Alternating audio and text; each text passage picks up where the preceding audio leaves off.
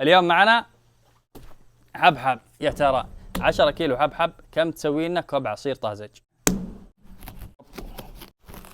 يا سلام، احمر وحالي. خلصنا تقطيع والان على العصاره. بستخدم اليوم خلاطة هوم إليك من قصر الأواني 3 في 1، خلاطة فرامة عجانة. ونقول بسم الله.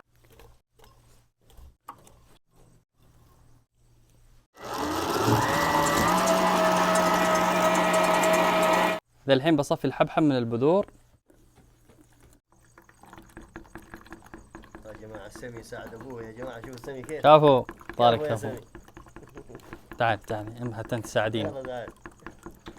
اولادي حلوين الله يحفظهم يساعدوني.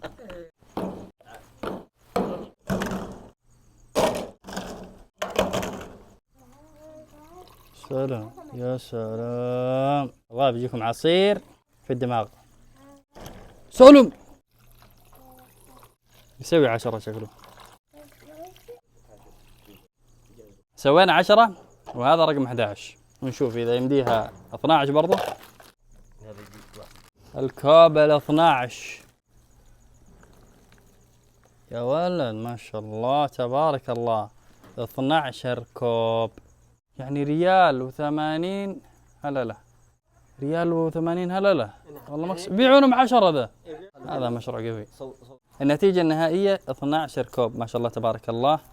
وزن البطيخ 7 كيلو ونص.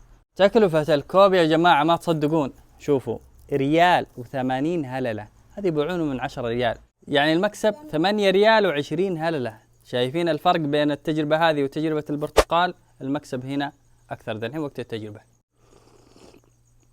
بدون سكر، ورب الكعبة ما يحتاج سكر، لذيذ. لايك واشتراك في القناة، الله يعطيكم العافية.